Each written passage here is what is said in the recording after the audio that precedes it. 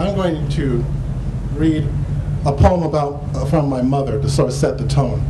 And something that my mother told me about, a story my mother told me about my father. And I asked her one day, how did you and Daddy meet? And the poem I'm going to read to you is the story she told me. And I wrote the poem, and then it got published, and I asked her the story, and she told me another. I asked her again, she told me another story, which I love now, but you know, this is the story I'm stuck with. I'm a fool to love you. Some folks would tell you the blues is a woman, some type of supernatural creature. My mother would tell you, if she could, about her life with my father, a strange and sometimes cruel gentleman. She would tell you about the choices a young black woman faces. Is falling in with some man a deal with the devil in blue terms? The tongue we use when we don't want nuance to get in the way, when we need to talk straight. My mother chooses my father after choosing a man who was, as we sing it, of no account. This man made my father look good. That's how bad it was. He made my father seem like an island in the middle of a stormy sea. He made my father look like a rock. And is the blues the moment you realize you exist in a stacked deck? You look in a mirror at your young face, the face my sister carries, and you know it's the only leverage you've got. Does this create a hurt that whispers, how you gonna do? Is the blues the moment you shrug your shoulders and agree? A girl without money is nothing. Dust to be pushed about by any old breeze. Compared to this, my father seems briefly to be a fire escape. This is the way the blues works its sorry wonders. Makes trouble look like a featherbed. Makes the wrong man's kisses a healing.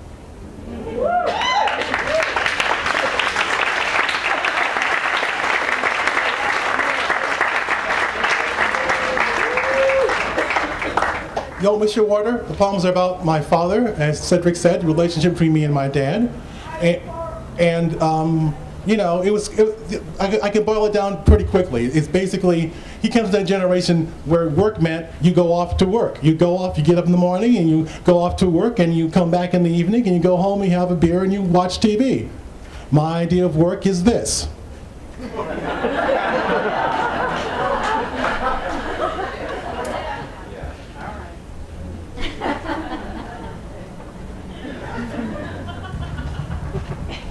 That's my work. So it's hard for him to try to figure out what that meant, you know, the worth, the value of that. But I also have to say, you know, I have to say this, I always say this before I launch into these poems, because I think it's necessary to say that. I am an endowed chair at the University of Missouri, and a full professor, and the only reason I am that is because my father stayed and did his work and kept a roof over my head and allowed me to have an alternative for my life, where I could live in my imagination.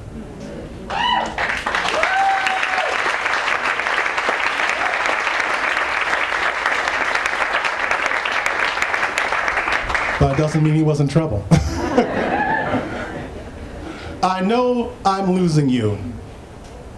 Have you ever touched your father's back? No, my fingers tell me as they try to pull up a similar memory. There are none. This is a place we have never traveled to as I try to lift his weary body onto the bedpan. I recall a photo of him standing in front of our house. He is large, healthy, a stocky body in a dark blue suit, and now his bowels panic, feed his mind phony information. And as I try to position him, my hands shift. And the news shocks me more than the sight of his balls. Oh, bag of bones. This is all I'll know of his body. The sharp ridge of spine, the bed sores, the ribs rising up in place like new islands. I feel him strain as he pushes for nothing. Feel his fingers grip my shoulder. He is slipping to dust. My hands inform me. You'd better remember this. Little bit of soap. One of the things my father never liked about me was my dark skin. You used to be so pretty, was the way he put it. And it was true. There is proof. A baby picture of her curly hair, just a hair's breadth away from fair-skinned child. Me, my small fingers balled up in the fist. And then, as if some god shrugged and suddenly turned away its gaze, something caved in, and I was dark. Dark and all that it implied. So what happened? My father always seemed to want me to explain. What did this desertion mean? This skin that seemed born to give up, this hair that crinkled to knots, this fairy tale-like transformation. He used to look real good. My father, a man of slightly lighter hue, would say to me, his son, his changeling, maybe you ought to wash more.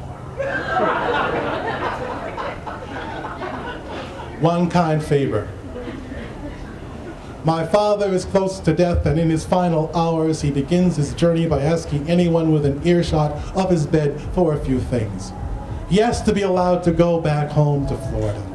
He has to be able to cast off his dreary hospital gown, to be reunited to the shape of his own clothes. He wants someone to fetch him his shoes, now useless for weeks. The impossible act of slipping them on, the slight miracle of bending and tying. In his wishes, my mother arrives and sits at his bedside, or he changes it, and he walks back into his house, into the living room, his old chair. He is so close to dreaming now, and his body lifts with a desire to change things. Soothe me. What happened to my money?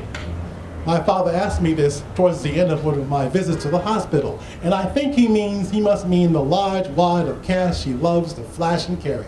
The only leverage he thinks an old man has over the world, the thing I love the least about him.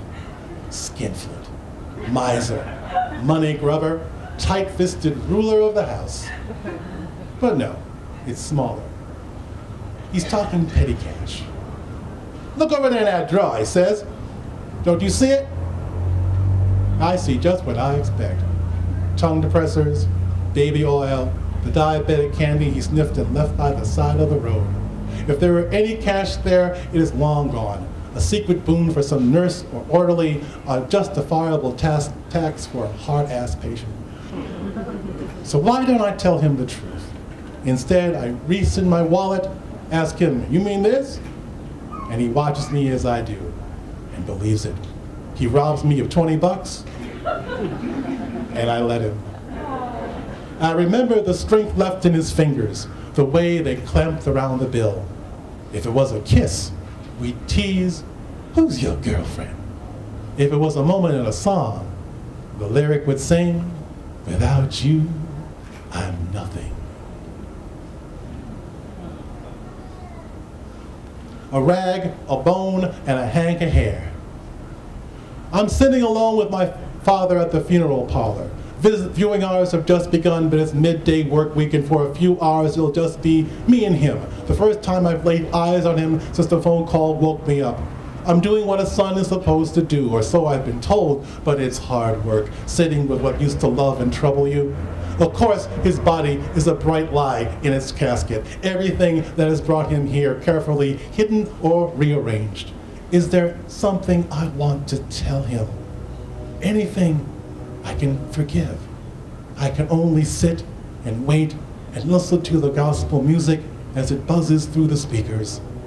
Jesus, Jesus, Jesus. All his time, all his struggles that I still call life, all his trials.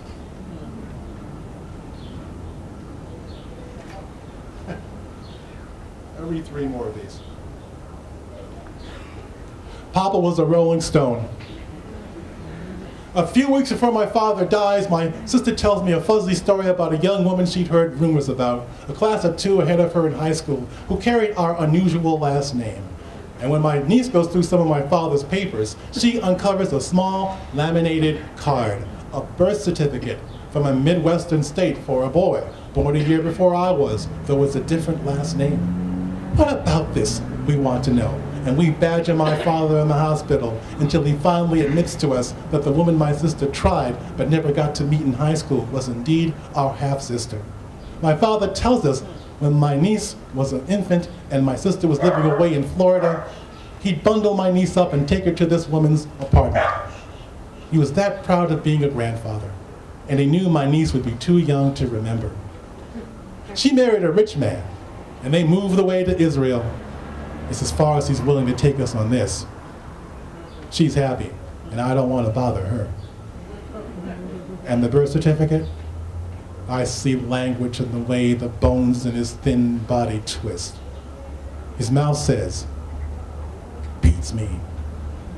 He's pissed off that it's come down to this, that his children would have enough time to try and unravel a man's business. And then he clucked, which I took to mean, what makes you think I owe you this?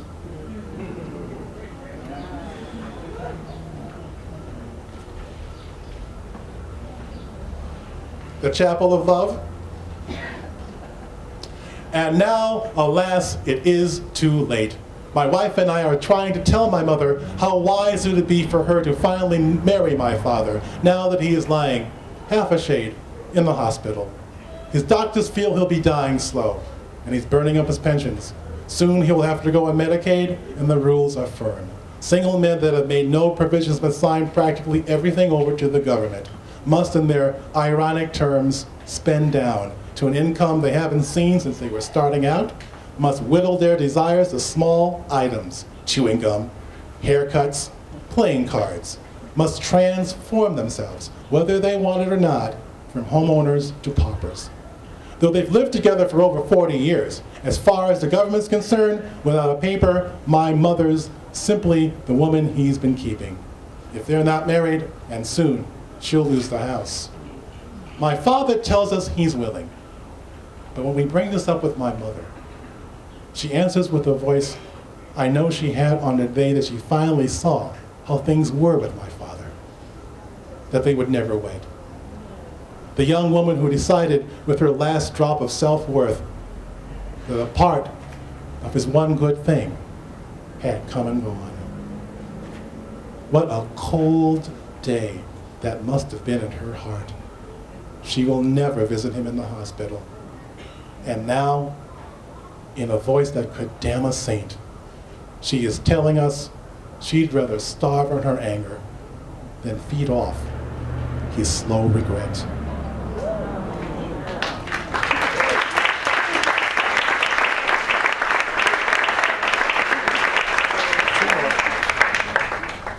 I just want to testify.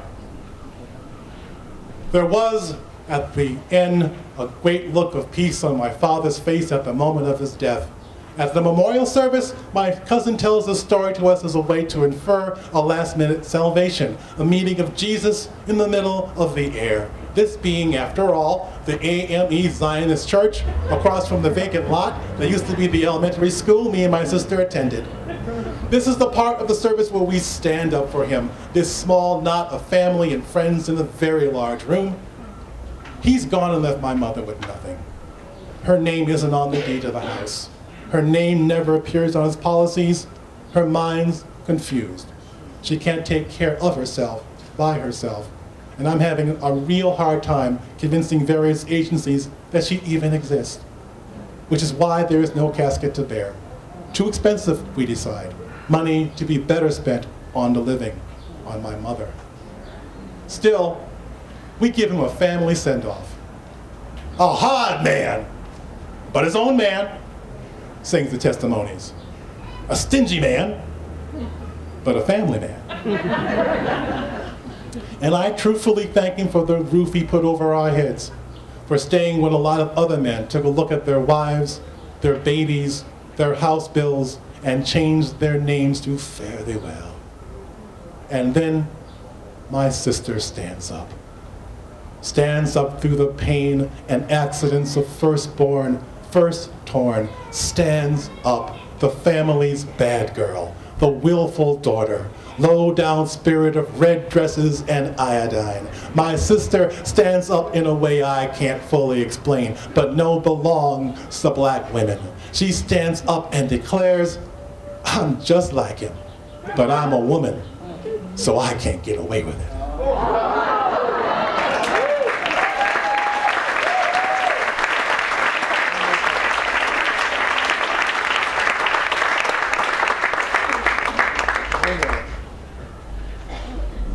It's not from Mr. Warner.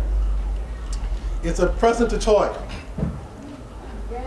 I'm going to say it. Recently, it was Toi's 70th birthday.